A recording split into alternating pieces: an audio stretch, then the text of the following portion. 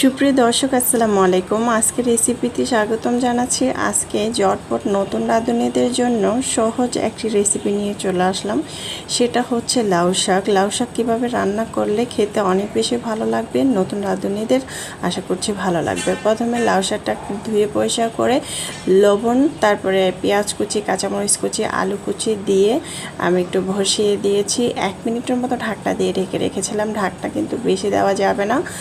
লবণ পরিমাণ মতো, তারপরে আলু একটি দিয়েছি, তারপরে কাঁচামরিচ 7-8টার মতো দিয়েছি। তারপরে আমি এখানে দিয়েছি পেঁয়াজ কুচি অনেকগুলো দিয়ে একটু সিদ্ধ করে নিয়েছি। দেখতেই পাচ্ছেন ভাপটা চলে আসছে। বেশি ঢাকনা দিয়ে ঢাকা যাবে না, তাহলে সবুজ কালারটা হয়ে যাবে লাল কালার, তাই বেশি ঢাকনা দিয়ে ঢাকা যাবে না।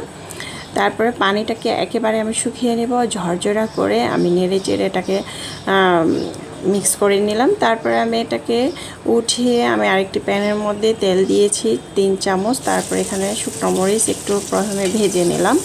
তারপরে এখানে পেঁয়াজ কুচি, রসুন কুচি একসাথে দিয়ে একটু নেড়ে চেড়ে লাল করে ভেজে নেব। অবশ্যই পেঁয়াজ রসুন বেশি দেওয়া লাগবে, কারণ অনেক সময় লাউ শাকটা রান্না করলে পেঁয়াজ কুচি, মরিচ কুচি, রসুন কুচি একটু বেশি পরিমাণ দিলে খেতে কিন্তু অনেকটা ভালো লাগে। দেখতে পাচ্ছেন অনেকটা লাল করে ভেজে নিয়েছে, ব্রাউন কালার হয়ে আসছে। পর্যায়ে আমি শাকগুলো অল্প অল্প করে দিয়ে দিচ্ছি। দেখতে পাচ্ছেন কতটা ঝরঝরা আর কতটা সুন্দর কালার, সবুজ কালার। অনেক সময় অনেকই শাক রান্না করলে কিন্তু লাল হয়ে যায়। শাকটা লাল রং হলে খেতেও ভালো লাগে না, দেখতেও ভালো লাগে না।